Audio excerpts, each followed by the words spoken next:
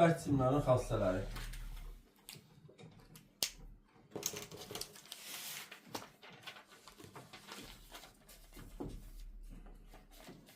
Bərk cisimlər formasını və ölçüsünü saxlayır. Uzun formasını saxlayır. Formasını və həcmini saxlayır.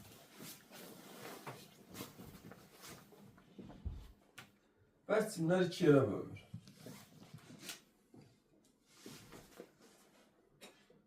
Kristal cisimlər və amorf cisimlər. Kristal cisimlər müəyyən temperaturda əriyir. Nizamlı quruluşa malikdir. Yəni özlərinin öz ərimə temperaturları mövcuddur. Bunlar düşür, ona görə sözləri öyrənin. Kristal cisimlər anizotropdur. Anizotrop nə deməkdir? Fiziki xassələrin istiqamətlərdən asılı olmasına anizotropiya deyilir. Yəni kristal cisimlərdə fiziki xassələr istiqamətdən asılıdır. İstiqamət dəyişdikcə fiziki xassələr də dəyişir. Müxtəlif istiqamətdə fiziki xassələrin müxtəlifdir. Bu kristallara aid. Amorf cisimlər nizamsız quruluşa malikdir. Yüksək temperatura qədər qızdırdıqda amorflar özlərini maye kimi aparır. O lavlar var, belə maye kimi axmağı var. Şimdi o formadır. Amorf cisimlər özlərini maye kimi aparır, yüksək temperaturdur. Biz soyutduğu zaman bərk cisimə çevrilir. Qızdırdığı zaman mayeye çevrilmiş olur. Bir növ o formada özünü aparır. Amorf cisimlər izotropdur. Amorf cisimlər izotropdur. Yəni fiziki xassələrin istiqamətlərdən asılı olmamasına izotropiya deyilir. Yəni bunun mənası odur ki, fiziki xassələr müxtəlif istiqamətlərdə standartdır, yəni eynidir. Yəni bu istiqamətdə də fiziki xassə eynidir, bu istiqamətdə də fiziki xassə eynidir. Yəni dəyişmir. Və bundan fərqli olaraq temperatur intervalında əriyir. Məsələn, bu konkretdir kristal. Yəni məsələn 1500 dərəcə Selsidə əridir. Amma bu məsələn 1500-dən məsələn 1700. Arada o aralıqda əriyə bilər. Məsələn 1500-də də əriyə bilər, 1500 məsələn 10-da da əriyə bilər, 1550-də də, 1600-də də əriyə, 1650-də, 1700-də. Yəni o intervalda əriyəcək. Yəni bu oldu sizdə amorf cisimlər, bu da kristal cisimlər. Kristal cisimlərə misal olaraq götürə bilərsiniz. Bu bahalı daş-qaşlar görməmişəm, amma adlarını çəkə bilirik. Yağıtdır, brilyantdır, zümrüddür, bunları deyə bilərik. Amorf cisimlərdə alotropik dəyişmələr var. Onları misal göstərə bilərik. Diagnostik nümunə düşmür, amma ehtiyata deyirik. Bizim bu üçüncü dərsimiz bildiyiniz deformasiyadır. Yəni keçmişə bir saat. Deformasiya. Xarici təsir nəticəsində cismin forma və ölçüsünün dəyişilməsinə deformasiya deyilir. Deformasiya bölünürdü iki yerə. Elastiki deformasiya, plastiki deformasiya. Xarici təsir kəsildikdən sonra cisim əvvəlki vəziyyətini bərpa edirsə elastik, bərpa eləmirsə plastik deformasiya. Hansı deformasiyalar vardır? Cisimi əyə bilirdik, cisimi sıxa bilirdik, cisimi darta bilirdik. Cisimi sıxa bilirdik, cisimi darta bilirdik. Cisim sürüşmə deformasiyasına belə də məruz qala bilirdi və yaxud da cisimi bura bilirdik. Burulma deformasiyası. Bu deformasiyaya məruz qalan cisim xarici təsir kəsildikdən sonra əvvəlki vəziyyətin qayıdırsa elastiki, qayıtmırsa plastiki deformasiya olmuş olur. İndi uşaqlar bir dənə rezin götürürəm. Onun uzunluğunu da E0-dan işarə edir. Sonra o rezini dartıram. Sonraki uzunluğunu da L-dən işarə edir. Əvvəlki uzunluğuna sonraki uzunluq arasında qalan bu hissəyə deyirlər delta L və yaxud da X. Delta L və yaxud da X bərabərdir L çıx L sıfıra modulu. Buna deyirlər mütləq uzanma. Mütləq uzanmanın vahidinə gəldikdə isə onun vahidi metrdir. Bir də var ki, epsilon. Hərfini bildiyiniz Y hərfidir. Amma deyiliş qaydası var. Epsilon. Bərabərdir. Mütləq uzanmanın başlanğıc uzunluğu olan nisbətidir. Bu isə bizdə nisbi uzanmadır. Nisbi uzanma. Nisbi uzanmanın vahidi yoxdur. Bu vahitsizdir. Burada uşaqlar epsilon bərabərdir delta L bölünsün E0, o da bərabərdir L0 bölünsün E0. və yaxud da delta y bərabərdir epsilon vurulsun S0. Bu bizdə oldu epsilon, belə desək, düstur və vahidi. İndi uşaqlar, siz rezini dartırsınız və bıraktıqdan sonra elastiklik əvvəlki vəziyyətinə qayıdır. Yəni sən bu tərəfə dartırsan, elastik o tərəfə. Nəticədə biri digərinin əksisidir. Deformasiya edici qüvvə var. Yəni o rezini dartan qüvvə deyək. Deformasiya edici qüvvə. O qüvvə elastikliyin əksinə yönəldiyinə görə bərabərdir elastiklik qüvvəsinə. Yəni deformasiya edici qüvvənin elastiklik qüvvəsi bərabərdir. Bəs deformasiya edici qüvvə nəyə bərabər? Deformasiya edici qüvvə bərabərdir sigma S-ə. Deformasiya edici qüvvə bu. Sigma S. İndi buradakı sigmanın, oradakı sigmanın fərqi var uşaqlar. Düsturda sigmanı tapsaq, F bölünsün S-dir. Bunun adı mexaniki gərginlikdir. Mexaniki gərginlik. Mexaniki gərginliyin vahidi Newton bölünsün metr kvadrat. Yəni 2 Pascal. Kilogram bölünsün metr vurulsun saniye kvadratı. Yəni təzyiqlə eyni vahid. Buradan S'i tapsaq, F bölünsün sigmadır. Bu da biz bildiğimiz kimi sahədir. Düzdür, sahənin yerinə biz pi r kvadrat, pi d'nin kvadratı bölünsün 4 düsturlarına daha çox istifadə edirik. F'in də istifadə edəcəyimiz düsturlar var, nələrdir? Kx, yəni bu elastiklik qüvvəsindəki düstur və yaxud da ki, x, dedi delta ilə bərabərdir, bunu k delta ilə də yaza bilərsiniz. O da bərabərdir mg, bugünkü düstura da bərabərləşdirir sigma s. Nəticədə bu bizim F'in düsturlarıdır. Sahənin düsturları isə bərabərdir F bölünsün sigmaya. O da bərabərdir pi r kvadratına, pi d'nin kvadratı bölünsün 4. Bu da sahənin düsturları. Və sigma, mexaniki gərginlikdə olan sigma, səthi gərilmə əmsalında olan sigmadan fərqli olaraq düsturdakı kəmiyyətlərdən asılıdır. Əgər sahə sabit qalarsa, düstura görə sigma F-ilə, M-ilə düz asılıdır. Əgər qüvvə sabit qalarsa, onda sigma S-ilə radiusun kvadratı, diametrin kvadratı ilə tərs asılı olmuş olur. Bu bizdə oldu sigmanın düsturları. Əslində düstur bir dənədir. F bərabər sigma S-dir. Yerdə qalanlar da ki, kömək. Hər birine aid məsələ var. Bu arada onu da demiş ağır. Hər birine aid. Yani sizdə misal mövcuddur. Necə? Məsələn, sigma F bölünsün S-dir. F'in yerine mg qoya bilərik. Mg böl S. Və yaxud da k delta L bölünsün S. Və yaxud da ki, mg bölünsün S-i də aça bilərsiniz. Pi r-in kvadratı. Yəni düsturları getdikcə mürəkkəb vəziyyətə gətirə bilərsiniz. Yəni biri bir yerlərində qoyub yaza bilərsiniz. Daha doğrusu ehtiyac qalmayacaq, onsuz da deyəcək, siz də yazacaqsınız.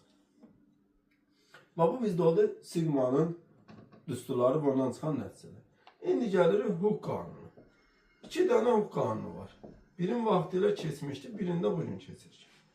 Birinci Hooke qanunu vaxtı ilə keçdiyimiz belədir. Elastik deformasiyada elastiklik qüvvəsi uzanma ilə düz mütənasib olub, uzanmanın əksinə yönəlir. Biz bunu birinci dəfə keçmişik. Hətta düsturunu da yazmışdı. O vaxt fx bərabərdir mənfi kx. Bugün isə ikincisini keçirik. İkinci qanunu. İkinci qanun belədir. Kiçik deformasiyada mexaniki gərginlik nisbi uzanma ilə düz mütənasibdir. Mexaniki gərginlik nisbi uzanma ilə düz mütənasib. Düzdür, modulda yazırlar. İndi bizdən modulu yazmayaq. Mürəkkəb görsənməsin deyə. Mexaniki gərginlik nisbi uzanma ilə düz mütənasibdir. Onun da düsturu budur. Bu bizdə ikinci qanundur. Birazdan onu söhbət edib, sonra da bir 2 yazım, qutaracaq birincisi. Düzdür, misal olaraq nümunə yazacaq. Axırıncı şeydir. Başda keçmirəm. Bugündən belədir. Lütfen geçelim.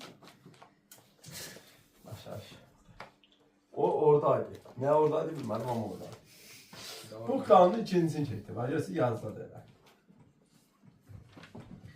İkincisi dedi ki sigma bərabərdir epsilonun modulu vurulsun y.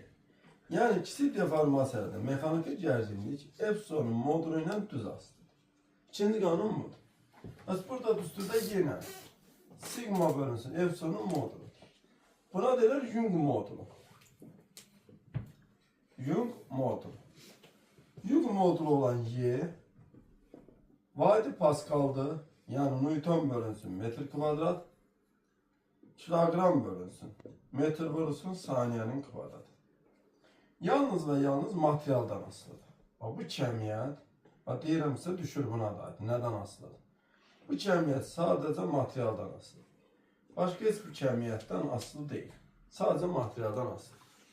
İndi uşaqlar, bizdə sigma bərabər oldu. Epsilon vurulsun Y. Epsilonun özü də delta L bölü E0'dır. Nəticədə sigmanın da bir düsturu çıxdı. Yenə də birləşdirirəm. Yəni ümumi şəkildə bəhs cisimlərdə məsələnizin %95'i bu düsturların üstündə vurulur. Uşaqlar, F bərabərdir sigma S, K X, K delta L və mg. Bu F'in düsturlarıdır. Sigma F bölü S bərabərdir epsilon vurulsun Y. O da beraber delta L bölünsün E0 vurulsun Y. Bu da sigmanın düsturlarıdır. S F bölünsün sigma o da beraberdir pi kvadrat pi d'nin kvadratı bölünsündür. Bu düsturlardan istediğiniz kadar düstur çıkarda bilərsiniz. Yani verirəm. Mesela F'imiz sigma S'dir. Sigmanın yerine koyuram. Epsilon Y vurulsun S. Bu da beraberdir. Bunu açıram. Delta L bölü E0. Y vurulsun S. Bunu da belə desək qoyuruq. Məsələn.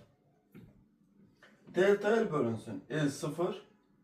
Vurulsun Y. Vurulsun S'in yerine de qoyuruq. Pi'nin kvadratı. Bu gördünüz. Düstur böyüdükcə gedir. Yəni getdikcə bir qarın verə-verə gedəcək. İndi məsələn mən bu düsturu bərabərləşdirirəm. K delta L. Bak K delta L. Çünkü ikisi de F'in düsturudur. Sonra bak altından xətt çəkdiyim düsturları götürürəm. Yazıram delta L bölünsün E0 vurulsun Y. Bərabərdir K delta L. Delta L'lər ixtisar edir. Siz sərtli əmsalının düsturunu tapırsınız. Y bölü E0. Bu sərtli əmsalının düsturudur. Sərtli əmsal. Sərtli əmsal olan K göründüyü kimi Y ilə düz asılıdır. Deməli, sərtli materialdan asılıdır. K'mız S ilə düzdür. Onda R'in kvadratı diametrin kvadratı ilə də düzdür. K'mız E0'dan tərs asılıdır. Yəni, başlanğıc uzunluğuna tərs asılıdır. Onda belə qrafikini çəkə bilərik. K'mız S ilə düz. K'mız radiusdur. Diametrdir. Kvadratik asılıdır. K'mız E0 ilə tərs asılıdır. Bir də köhnə dərsdən biz bilirdik ki, o vaxt elastik qüvvəsindən K, F'dən, X-dan, yəni delta L'dən, bir də M-dən. Bundan asılı deyil. Bunu vaxtıyla bilirik. Bax, bu bizdə oldu. Düsturlar.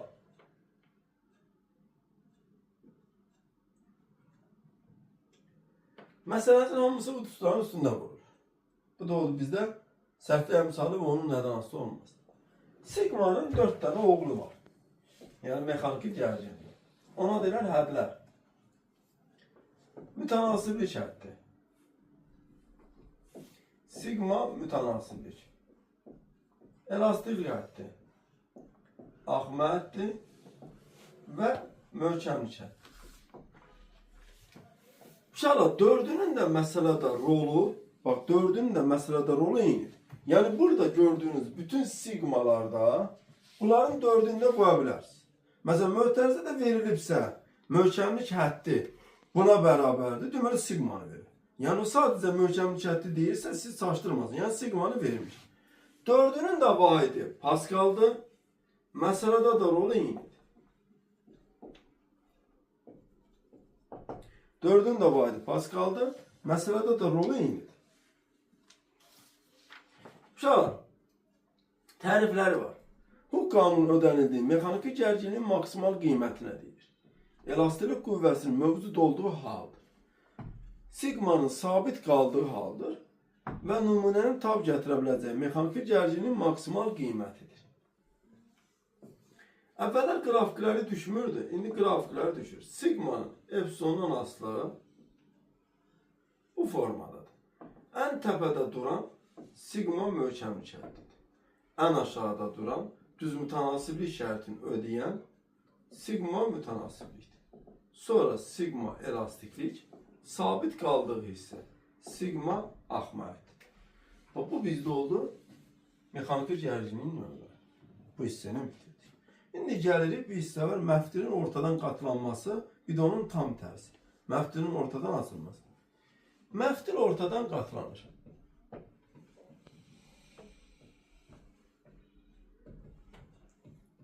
Məftil ortadan qatlanır.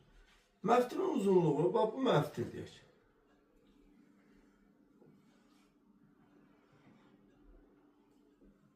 En kəsin sayısı S, uzunluğu S0. Bunu indi ortadan qatlayırsan. Yəni qatlandı. Qatlanan kimi uzunluğu 2 dəfə azaldı. Çünki belə qatladı. Uzunluğu 2 dəfə azaldı. Sahəsi 2 dəfə artır. Sahə 2 dəfə artır. İndi uşaqlar, bizdə alüminiumdur. Qatlalarda misə çevrilmir. Alüminium qatlasının yerində alüminiumdur. Material dəyişmir. Material dəyişmədiyinə görə Young modulu dəyişmir. Bu düstura görə, kanun bu düsturuna görə YS bölünsün E0. Bu düstura görə sahə 2 dəfə artır. Uzunluq isə 2 dəfə azaldığına görə bu şərt daxilində kanımız 4 dəfə artır. Bax, qatlananda bu hadisələr nağd. Yəni bu kəmiyyətlər konkret dəyişir. İndi sizdə belə bir sual verir. Mütləq uzanmanın sabit qalması üçün kütləni necə dəyişməliyik? Bir sualınız belədir. İkinci sual. Nisbi uzanmanın sabit qalması üçün kütlə necə dəyişməlidir? Bunu istifadə eləmək üçün F bərabərdir K delta L-i, F-in o düsturu K delta L-i mg-yə bərabərləşdiririk və buradan m-i tapıram, olur K delta L bölünsün K delta L bölünsün J. Göründüyü kimi m ilə K düzasıdır. K-mız 4 dəfə artır, K 4 dəfə artır. Onda m də 4 dəfə artmalıdır ki, deltaya sabit qalsın. Məsələn, verəcəklər m-i 8 kilogram, deyəcəklər deltaya sabit qalması üçün kütlə necə artmalıdır və yaxud da nəyə bərabər olmalı? 8-i bura 4-ə deyəcək 32 kilogram. Bəs epsilon üçün hansı şərtdir? Yəni F bərabərdir mg düsturunu sigma s düsturuna bərabərləşdirir. Sonra da sigmanı orada açmışıq. Epsilon y vurulsun s. Və buradan m-i tapırıq uşaqlar. M bərabərdir y s bölünsün j. İndi baxıram. Bu sabitdir. Bu şərtdə özü verib sabitdir. Burada bir də nə qalıb? S. M-imiz S ilə düzdür. S-imiz 2 dəfə artır. Onunla kütlə də 2 dəfə artsın ki, bu sabit qalsın. Bu da ortadan qatlanmadır. Bəs cisimlərin özünün xassələri bitdi.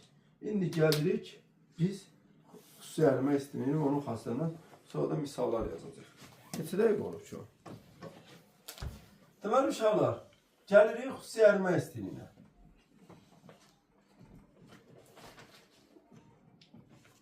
Xüsusi ərimə istəyir, lambda hərfi ilə işarə olunur. Dalğa uzunluğunda olduğu hərfdir. Lambda. Ədədi qiymətcə 1 kilogram maddəni əritmək üçün lazım olan istəyir miqdarına deyilir. Ki, bölünsün M düsturu ilə hesablanır. Yenə də xüsusi ilə gəldiyinə görə uşaqlar, bu maddənin növündən asılıdır.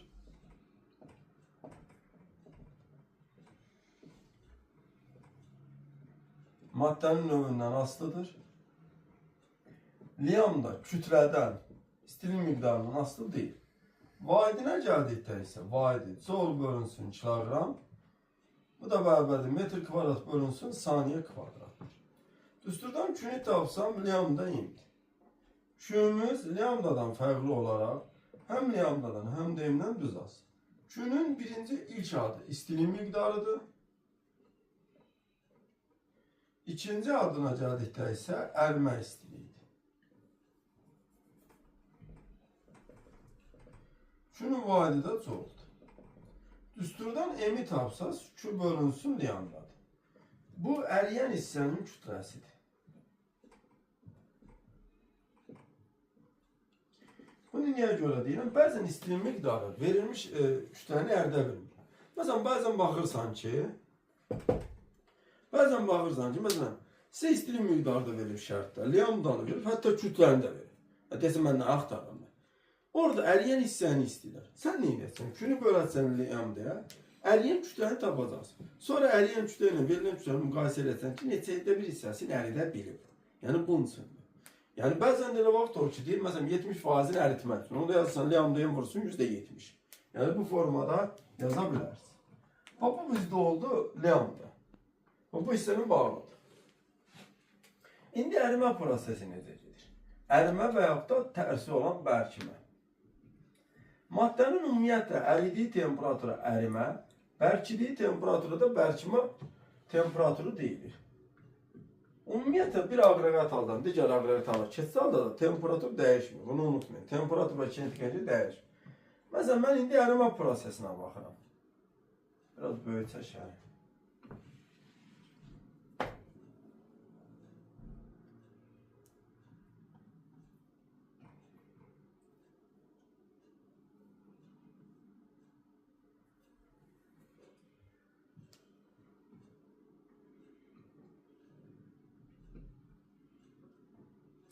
Bu S, bu da B.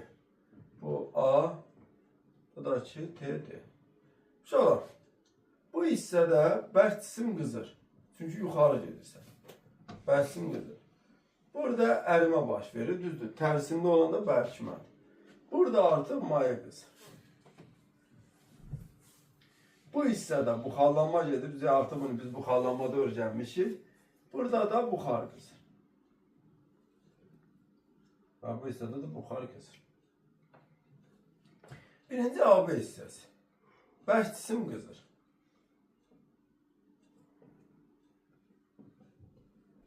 Və bu zaman bərk cisimin temperaturu artır, kinetik enerjisi artır, daxili enerjisi artır və burada bərk cisim mövcuddur, amma maye yoxdur. Mayenin kütləsi 0. Yəni birinci halda buzu hələ qızdırır. Bu hissədə Q1 B nöqtəsindəki Q ilə eyni ədəd olacaq. Bax, B nöqtəsi Q ilə eyni ədəd olacaq. Bərabər olacaq. S bərk, M vurulsun, TB çıxılsın, TA. Bu hissəsi gedir. Sonra gəlir BS hissəsi. BS hissəsində ərimə. SB isə, bax, BS-də ərimədir, SB-də bərkimə. Ərimə prosesi gedir. Burada bizim bərk cisimin kütləsi azalır, mayenin kütləsi isə artır. Burada temperatur və kinetik enerji dəyişmir. Daxil enerji artır. Və burada istilik miqdarını Q2 B-də başlayıb C-də qurtardığına görə Q2 çıxılsın QB-yə bərabər. QB-də bax buradakı ədəd. Daha doğrusu QB-dən Q2. Q2 də buradakı ədəd. Birinci düzdür. Sadəcə yalnız əriməyə lazım olan istilik miqdarını istəyəcək. Sən bundan bunu çıxacaqsın. Всё. Davamını istəsən, kütləni tap, xüsusi ərimə istiliyini tap, bərabərləşdirəcəksən lambda demə. Və buradan, belə deyək, burada yazaq, lambdanı tapa bilərsən. Q2 çıx QB bölünsün M. Kütləni tapa bilərsən. Q2 çıx QB bölünsün lambda. Düzdür, bəzi misallarınızda biraz etabı böyüdüblər. Q2-ni də istəyə bilər. Q2 bərabərdir. QB üstə gəl lambda M, o da bərabərdir. S bərk M delta T. Üstənsin lambda M. Lambda M. Məsələn, burada S-nin özü də yuxarıdan tapa bilərsiniz. QB bölünsün, sizdə M vurulsun, delta T. Yəni, bunların hər birini tapıb, düsturlarda yerinə qoyub, istədiyinizi tapa bilərsiniz. Mən nümunə yazacağım. Gəlir ən sonuncusu CD hissəsinə, hal-hazırda. CD hissəsində maye qızır. Yəni burada mayenin temperaturu, kinetik enerjisi artır, daxili enerjisi artır. Burada bərk cisimdən söhbət gedə bilməz. Yəni bərk cisimin kütləsi bizə artıq yoxdur. Buz tamamilə mayeyə çevrilir. Burada da olacaq Q3 bərabərdir. S maye vurulsun, M vurulsun, TD çıxılsın, TS. Ümumi şəkildə A, B, C, D-də istilik miqdarlarını istəsən hamısını toplayırsın. Yəni bu formada toplamış olacaqsınız. Bu da o sizin misalınızın həlli və dərsimizin belə desək sonu. Bununla da birinci hissənin sonuna gəldik, çıxdıq. Birinci hissə bitdi.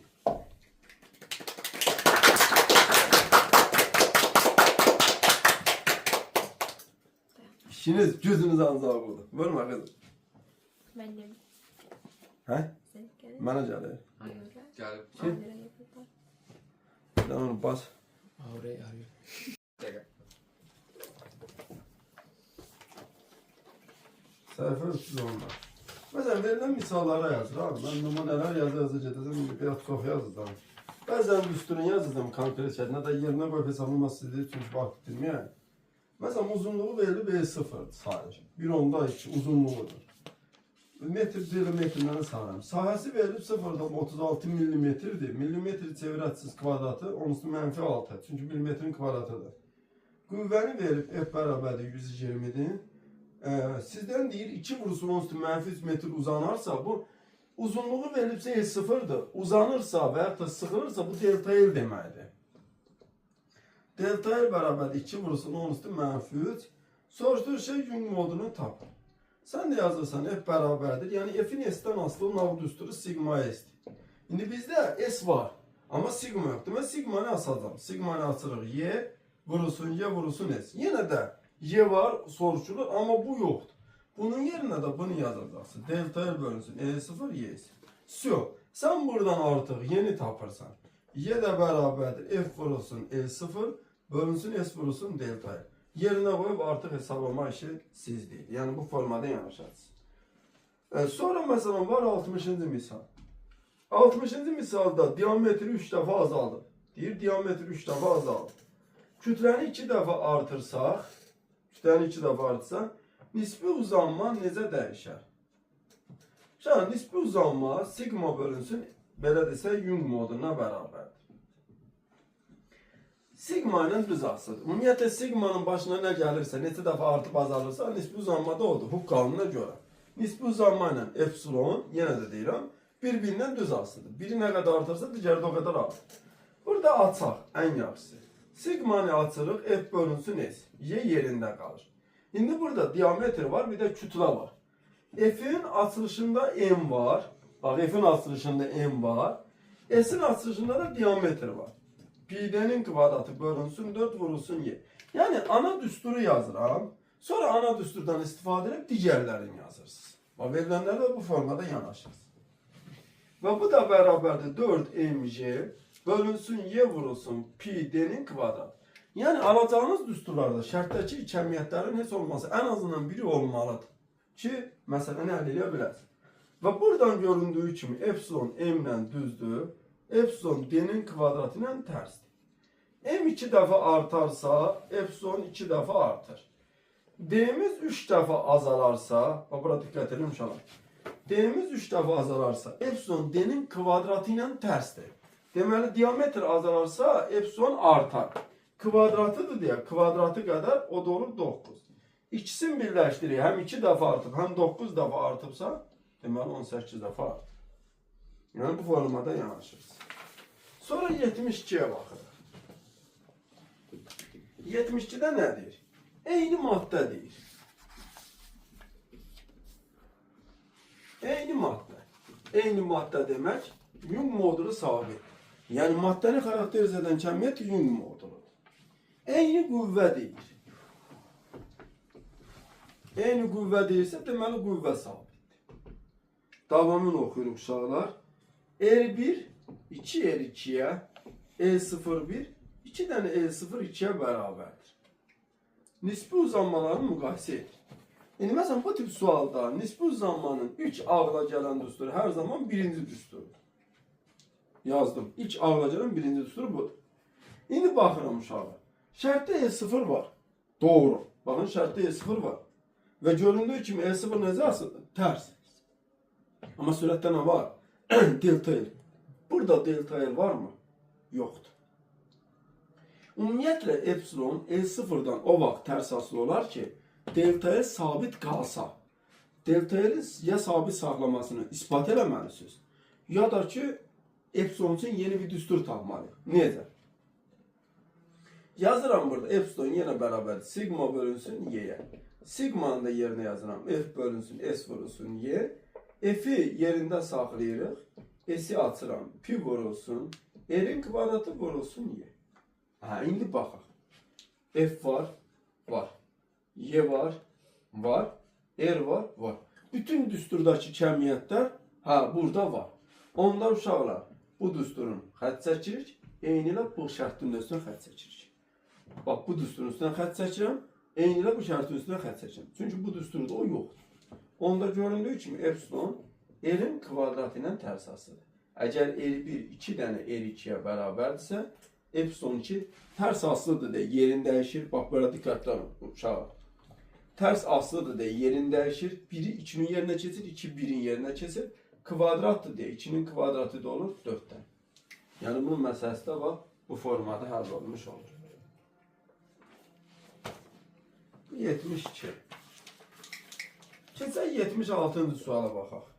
76-cı mən şəklini çəkmirəm, amma şəkildən çıxan nəticəni izah edəm. Birincinin sahəsi göründüyü kimi ikinciden böyüdür, ikincinin sahəsi üçüncüdən böyüdür. Birincinin uzunluğu göründüyü kimi ikinciden kiçikdir, ikincinin uzunluğu da üçüncüdən kiçikdir. Kanun düsturunu yazıram, YS bölünsün S0. Şərtdə də verilib eyni maddədir, yəni Young modulu sabitdir. Uşaqlar, baxın, sürətdə S var, məxrəcdə S0 var. Bunun S'i böyüdür, S0 kiçikdir. Yəni sürət maksimal böyüdür, məxrəc isə kiçikdir. Sürət böyük, məxrəc kiçikdirsə onda birincinin K'sı böyüdür, sonra ikinci, sonra da üçüncü. Yəni bu formada yanaşacaq. Young modulda sabitdir deyə o heç o bərabərdir. Yəni material eynidir deyə Young modulları bərabərdir. Yəni düsturda 3 dənə kəmiyyət iştirak edir ona görə. Ortadan qatlanmaya aid ayrıca bərx yazdım. Bu tərəfin misallarını indi demək olar ki yazdıq. Keçək bu tərəfə, yəni ərimə aid olan hissələr. Səhifə 316. Yəni buna aid misallarda keçək. Bundan da yazaq. Məsələn, anam da geçdi. Müəllim, eşitmədim. Orada eylərin nə üçün bərabər oldu dediniz? Eyni materialdır qızım. Eyni material deyir də, şərtdə deyirdi ya. Eyni materialda Young modulu dəyişmir.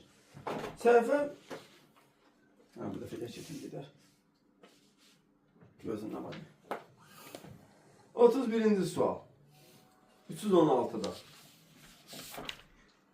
Deyir 3 dənə elementdir. Alüminyumdur, kuprondur, bir də ki plümbiyumdur.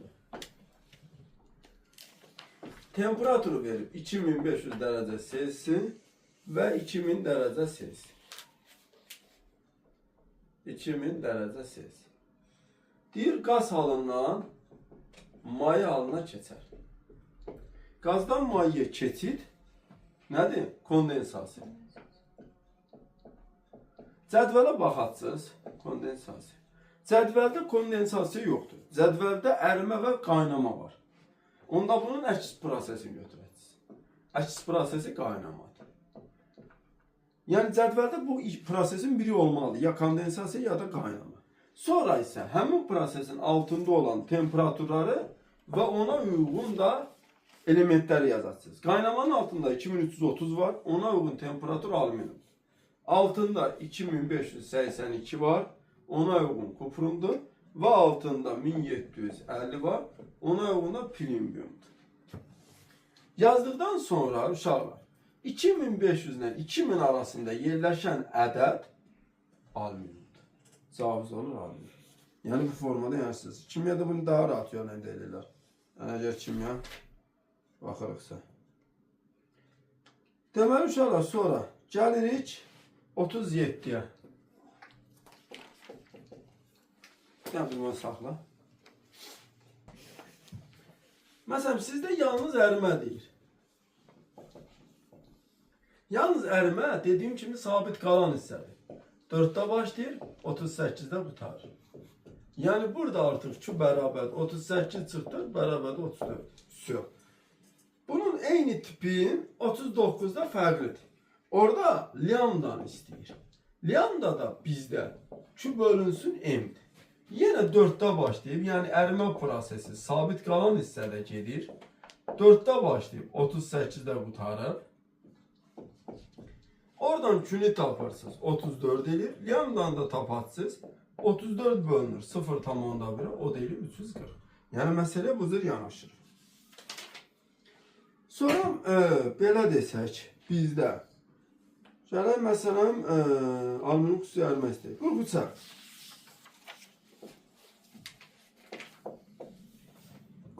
misala baxırıq. Şəklini çəkirəm. T'nin 2'den astığı verilmiştir.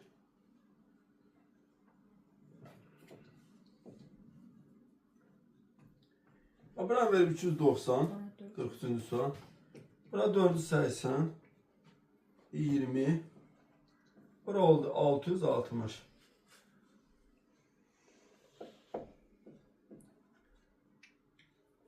Emi də verib 0'dan mandadır.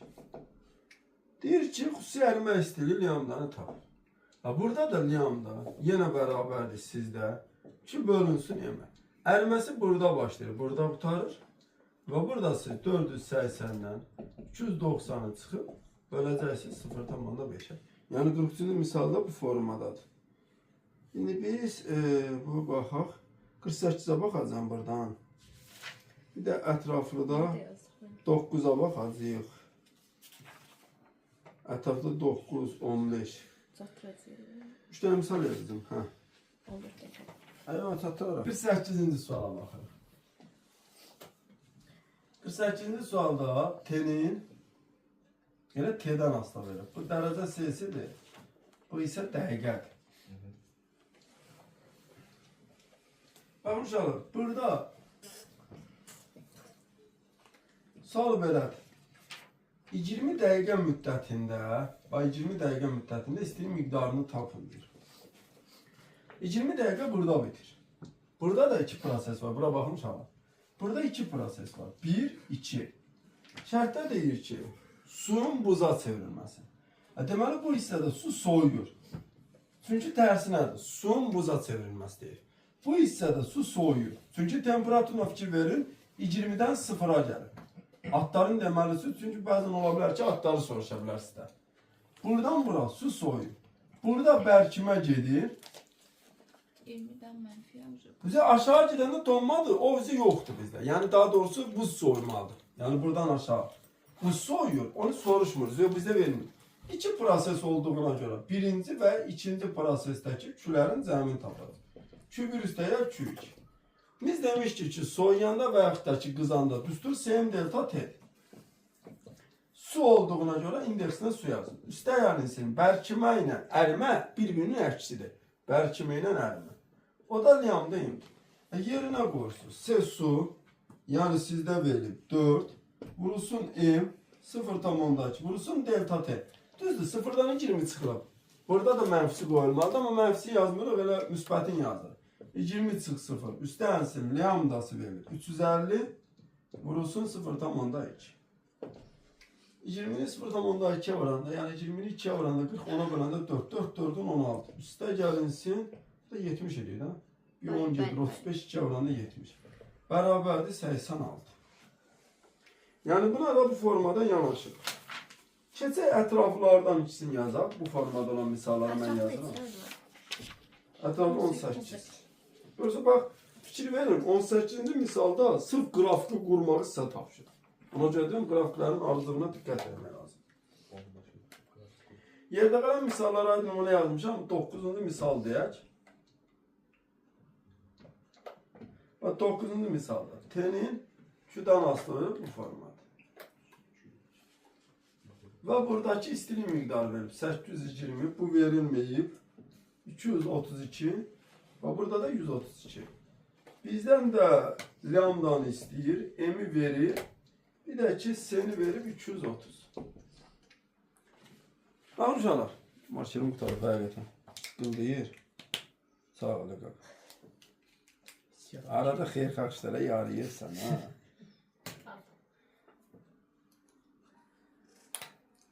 Ama arada. Retki. Deməli uşaqlar, bax burada da 2 proses tamamlanıb. Yəni burada. Burada bizə aşağıdan yuxarı gedir deyə. Bətsim, qızıl. İndi bətsimdən də orada konkret adını çəkiblər, qalaydı. Qızıl bu hissədə də əriməlidir. Həmin bu hissədə olan istilik miqdarını da veriblər. Yəni Q'ni veriblər. 820'dir, düzdür. Kilocu oldu, 820 vur, onun üstü. Bərabərdir. 2 proses. Bəhcizim qızı Sm delta T. Üstə gəl ərimə var, lambdayım. Məsələn, yerinə qoysun. 820 vur, 10 üstü 3. Bərabərdir. 230 vurulsun M'imiz. M'i vermiş oradan neçəydi? Sual işarəsi yazmışam. 10. M'imiz 10. Vurusun delta T. 232 çıx 132. Üstəgəl lambda vurulsun 10'a.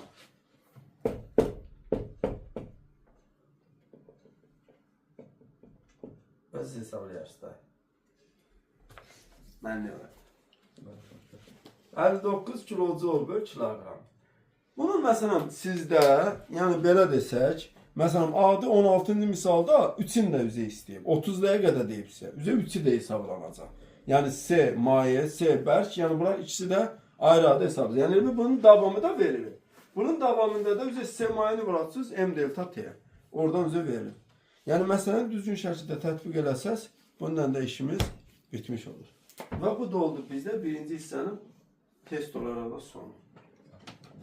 Yeter yok, yeter. Sesimiz düşmedi. Hə? Sesimiz düşmedi. Yaxşı düşmür. Tardı. Evet. Yes.